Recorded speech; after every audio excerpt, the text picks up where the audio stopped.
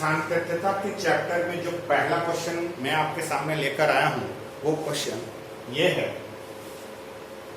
x is equal to 3 पर फलन fx के सांख्यिकता का परीक्षण कीजिए जहां fx is equal to x square minus 9 upon x minus 3 जब x is not equal to 3 और 6 जब x इज इक्वल टू 3।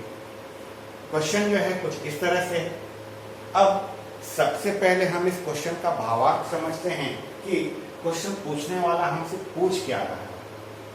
अभी थोड़ी देर पहले मैंने आपसे चर्चा किया था कि किसी भी क्वेश्चन में, कंटिन्यूटी के चैप्टर में किसी भी क्वेश्चन में हमें दो चीजों का पता होना बहुत जरूरी है। पहला, एक बिंदु पता रहना चाहिए जिस बिंदु पर हम किसी फंक्शन, किसी फलन के कंटिन्यूअस या डिसकंटिन्यूअस होने के बारे में बात कर सकें। दो चीजें पता होनी चाहिए, एक बिंदु पता होना चाहिए और दूसरा फलन पता होना चाहिए।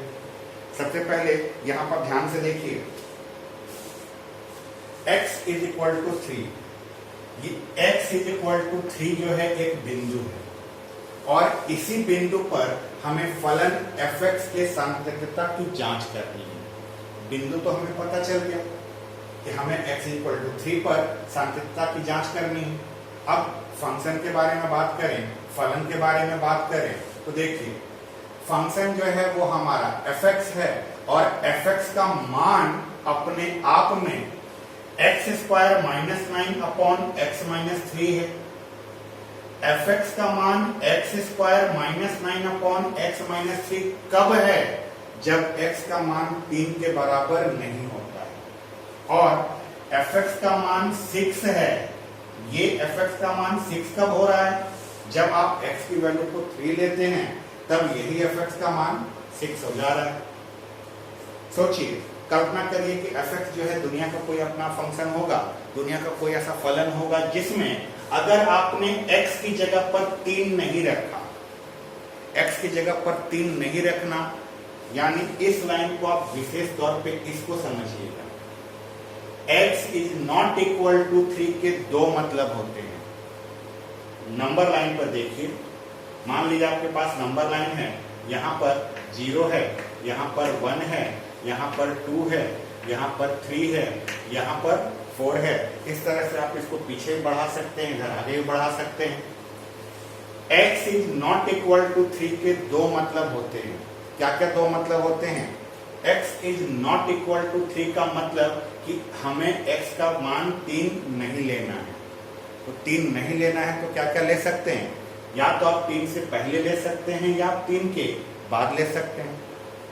इसके जो दो अर्थ हैं वो ये, या तो आप पहला अर्थ, आप x का मान 3 से पहले का रखिए, ये पहला अर्थ है। और दूसरा अर्थ ये है कि आप x का मान 3 से ज्यादा रखिए। कभी भी अगर आपको इस तरह से कुछ लिखा हुआ है कि x is not equal to 3 या x is not equal to 2 लिखा हुआ है, x is not equal to 2 लिखने का मतलब ये है कि हमें x का मान 2 नहीं लेना है। सवाल अब ये उठता है कि अगर 2 नहीं लेना है तो क्या लेना है? तो दो काम आप कर सकते हैं, या तो आप x का मान 2 से पहले का ले सकते हैं या आप x का मान 2 के बाद का रख सकते हैं। दोनों ही कंडीशन में वो x जो है 2 के बराबर नहीं होगा। तो आप इस चीज को ध्यान से समझिए कि जब कभी भी आपको इस तरह से कुछ लिखा हुआ रहे तो उसका मतलब ये होता है कि वो अपने आप में दो मान रखे हुए हैं। अब क्वेश्चन सॉल्व करने से पहले मैं आपको बताऊं, कंटिन्यूटी में, सांख्यिकता चैप्टर में हम 3 चरणों में किसी भी फंक्शन के, किसी भी फलन के सतत या असतत होने के बारे में जो बात करते हैं वो 3 चरणों में करते हैं। पहला चरण, दूसरा चरण और तीसरा चरण। पहला स्टेप, दूसरा स्टेप और तीसरा स्टेप, ये 3 स्टेप में हमें पता चल जाता है कि कोई भी फंक्शन कंटिन्यूअस है या नहीं। हमेशा जब भी आप किसी क्वेश्चन को सॉल्व करिए अपने माइंड में सेटअप इस बात का रखिएगा कि हमें 3 स्टेप में इसको चेक करना है। पहला स्टेप, सॉल्यूशन जब हम इसका करेंगे, हल जब करेंगे तो सबसे फर्स्ट स्टेप में क्या होता है? आप value of function at that given point निकालते हैं। Value of function at that given point का मतलब दिए गए बिंदु पर फलन का मान ज्ञात करना। दिए गए बिंदु पर फलन का मान ज्ञात करना। यह आपका पहला स्टेप है। पहला स्टेप क्या है? दिए गए बिंदु पर फलन का मान ज्ञात करना। कैसे करते हैं? बहुत सिंपल है। आप अपना फंक्शन लीजिए, फंक्शन में जो x का वैल्यू दिया हुआ है उस x की वैल्यू को रख दीजिए। यही आपका फर्स्ट स्टेप होता है। अब बात जब हम फर्स्ट स्टेप की कर रहे हैं तो हम तो वैल्यू ऑफ फंक्शन निकालने वाले रहते हैं। फर्स्ट में वैल्यू ऑफ फंक्शन कैसे निकालते हैं? x की जगह पर जो मान दिया हुआ है उसको फंक्शन में रख देते हैं। तो x की जगह पर जब आप 3 रखेंगे तब ये x की जगह पर 3 रखने पर ये फंक्शन ऐसा बनेगा। अब सोचिए, आपका फंक्शन का जो डेफिनेशन था, ये फलन अपने आप में 2 मान दे रहा है। पहला मान x स्क्वायर -9 अपॉन x - 3 दे रहा है। कब हो रहा है? जब आप x का मान 3 नहीं रखते हैं। और fx का मान 6 आ रहा है। ये कब? जब आप x की जगह पर 3 रखते हैं। अब जरा सोचिए कि आपने यहां पर x की जगह क्या रखा? यहां x की जगह पर आपने 3 रखा है। अगर x की जगह आपने 3 रखा है तो इसका मान अपने आप में क्या है? x की जगह पर 3 रखने पर फंक्शन का मान अपने आप में 6 है। ये हमारा फर्स्ट स्टेप हो गया। अब हम बात करते हैं अपने सेकंड स्टेप की। सेकंड स्टेप में हम बात करेंगे लेफ्ट हैंड लिमिट की। सेकंड स्टेप में हम बात करेंगे लेफ्ट हैंड लिमिट की। ये लेफ्ट हैंड लिमिट की बात कैसे करते हैं? तो लेफ्ट हैंड लिमिट में आपको करना कुछ नहीं। लिमिट x टेंड्स टू, आपका बिंदु कौन सा है? वो बिंदु जिस पर आपको फंक्शन के सांतत्यता की जांच करनी है। ध्यान रखिएगा, जिस बिंदु पर आप अपने फंक्शन के सांतत्यता की जांच कर रहे हो वो बिंदु हमारा x = a बनता है। अगर मैं आपसे पूछूं कि a क्या है तो a उस बिंदु का मान है जिस बिंदु पर हम फंक्शन के सांतत्यता की जांच करने वाले हैं। इसमें x = a का मतलब 3 है, तो हम यहाँ पर लिखेंगे, चूंकि लेफ्ट हैंड लिमिट है यहाँ पर हम लिखेंगे 3 माइनस और यहाँ पर fx, और ये और कुछ नहीं, limit h tends to 0 f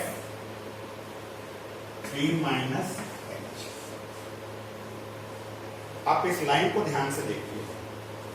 left hand limit का मतलब ये होता है कि जो भी आपका बिंदु दिया हुआ है उस बिंदु से आपको पहले आना है। पहले आने का मतलब आप उसमें माइनस करेंगे। क्या माइनस करेंगे? h माइनस होता है। अब limit x tends to 3 minus fx का मतलब होता है कि limit h tends to 0 f 3 minus h। अब इसी को आपको सॉल्व करना रहता है। आपको सॉल्व जो है इस वाले हिस्से को करना है। कैसे सॉल्व करना है? अब यहां ध्यान से देखिए, f के ब्रैकेट में क्या लिखा हुआ है? 3 माइनस h लिखा है। ये 3 माइनस h जो है आप अपने फंक्शन में x की जगह पर रखने वाले हैं। फंक्शन में x की जगह पर बस उसे रखकर सॉल्व करने वाले हैं। अब आइए, आप अपने फंक्शन का परिभाषा ध्यान से देखिए। आपके फलन का परिभाषा था x स्क्वायर -9 अपॉन x - 3। कब? जब x का मान 3 नहीं है। और x का मान 3 के बराबर नहीं का 2 अर्थ मैंने आपको समझाया था। या तो आप x का मान 3 से पहले का ले लीजिए या 3 से बाद का ले लीजिए। आप इसको ध्यान से देखिए, 3 में यहां पर क्या हो रहा है? माइनस किया जा रहा है। क्या माइनस किया जा रहा है उसको छोड़ दीजिए। 3 में अगर आप कुछ भी माइनस करेंगे, सोचिए आप 3 से पहले आएंगे कि 3 के बाद जाएंगे। 3 में अगर आप कुछ भी माइनस करेंगे तो जाहिर सी बात है 3 के पहले आ रहे हैं। तो 3 के पहले आने का मतलब x ≠ 3 वाला कंडीशन इसमें पूरा हो रहा है। अगर इसमें पूरा हो रहा है तो फंक्शन आपका fx ये है, यानी इसमें x की जगह पर आपको 3 माइनस h रखना है। कैसे रखना है?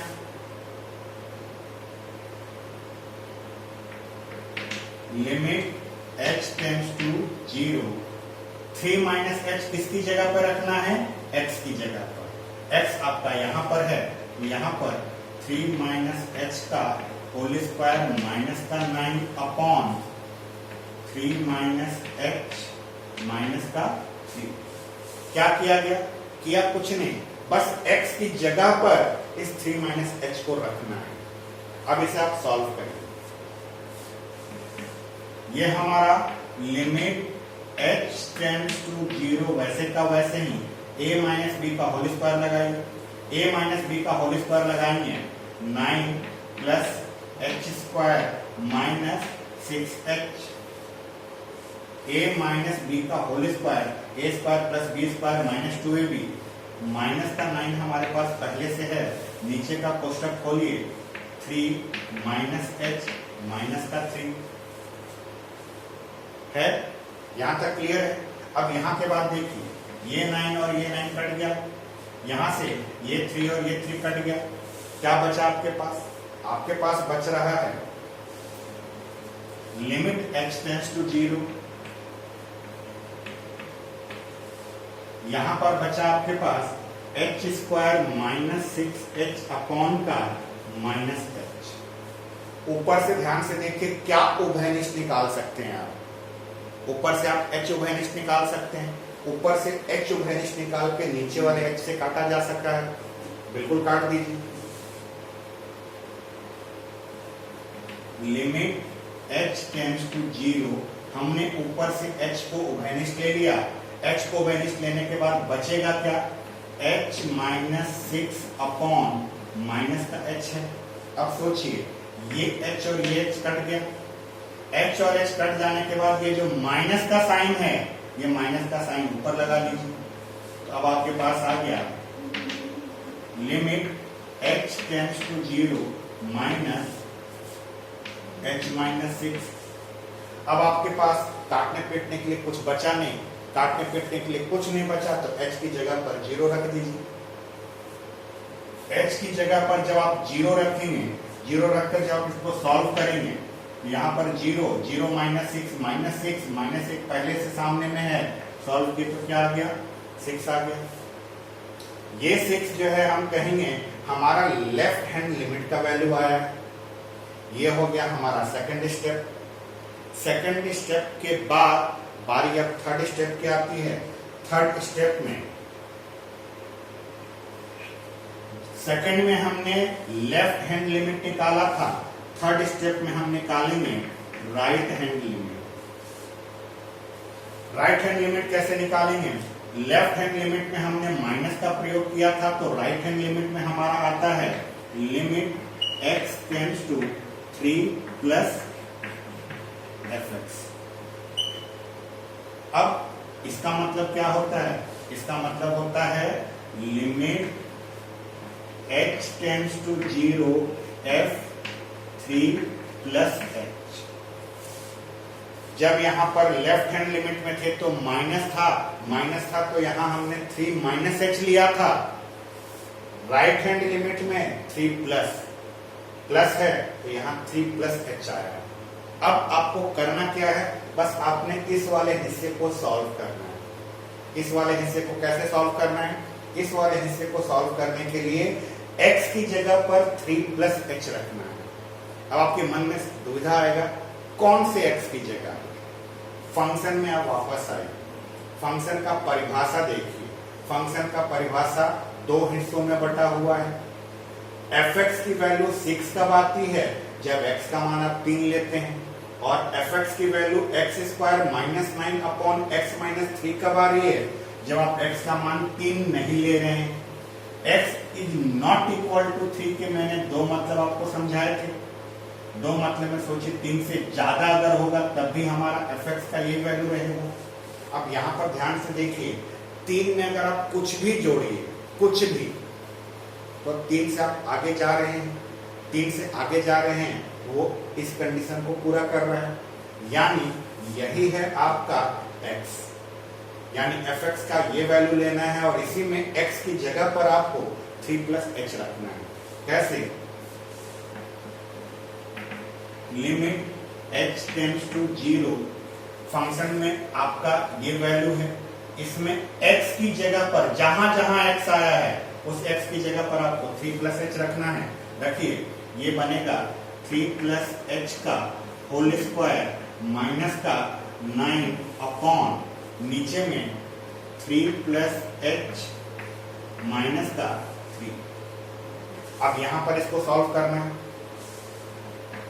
ये हमारा लिमिट h टेंड्स टू 0, यहां a प्लस b का होल स्क्वायर लगेगा। a प्लस b का whole square 9 plus h square plus का 6h और माइनस का 9 हमारा पहले से था अपॉन ब्रैकेट जब ओपन करेंगे 3 प्लस h माइनस का 3। सोचिए क्या क्या कटने वाला है। यहां से ये 9 और ये 9 कट गया, ये 3 और ये 3 कट गया, बचा क्या h square plus 6h upon का h बचा। अब फिर से सोचिए, ध्यान हमेशा रखिएगा कि h की जगह पर आपको रखना क्या है। h की जगह पर आपको 0 रखना है। h की जगह पर 0 रखते समय ध्यान रखिएगा डिनोमिनेटर यानी हर शून्य नहीं होना चाहिए। गणित में अगर आप अंश अपॉन हर में हर को शून्य कर देंगे तो इनफाइनाइट चला जाएगा। यहां से ऊपर से ध्यान से देखिए क्या ओवेनिश निकाल सकते हैं आप। यहां से आप h को ओवेनिश निकाल सकते हैं। h को ओवेनिश निकालकर आप इस h से काट सकते हैं, यानी ये आपका कुछ ऐसा बनेगा। Limit h tends to 0, h को ओवेनिश लेने पर ऊपर से जब आपने h को ओवेनिश ले लिया तो यहां पर बचा h प्लस 6 अपॉन h। अब ये नीचे का h और ये ऊपर का h कट गया। कटने के बाद जो बच गया उसमें आप h की जगह 0 रखिए। h की जगह 0 रखेंगे, सॉल्व करेंगे, आपका फाइनल आंसर 6 आया। 6 आ जाने के बाद आप ध्यान से देखिए, फर्स्ट स्टेप, सेकेंड स्टेप और थर्ड स्टेप, यानी प्रथम चरण, द्वितीय चरण और तृतीय चरण में जो मान आए हैं क्या वो सारे मान आपस में बराबर हैं? फर्स्ट स्टेप, सेकंड स्टेप और थर्ड स्टेप में जितने भी मान आए हैं क्या वो आपस में बराबर हैं? बिल्कुल बराबर है। इसी को हम लिखेंगे, चूंकि limit x tends to 3 minus fx is equal to limit x tends to 3 plus fx is equal to f3। यहां पर left hand limit, right hand limit और value of function at the given point. Left hand limit, right hand limit और दिए गए बिंदु पर फलन का मान, ये तीनों चूंकि आपस में बराबर हैं, अतः x इज इक्वल टू 3 पर दिया गया फलन सतत है। x इज इक्वल टू 3 पर दिया गया फलन सतत है। सतत कब होगा? जब तीनों मान आपस में बराबर आ गए, और इन तीनों में कहीं पर भी एक जगह अगर बराबर नहीं आया तो हम कह देंगे कि वो असतत है। जब भी कंटिन्यूटी चैप्टर में आप किसी क्वेश्चन में किसी बिंदु पर किसी फलन की सांतत्यता की बात कर रहे हो तो वहां पर इस बात को हमेशा ध्यान रखिएगा कि वहां आपको यही 3 स्टेप हमेशा करने हैं। यही 3 स्टेप हमेशा करने हैं।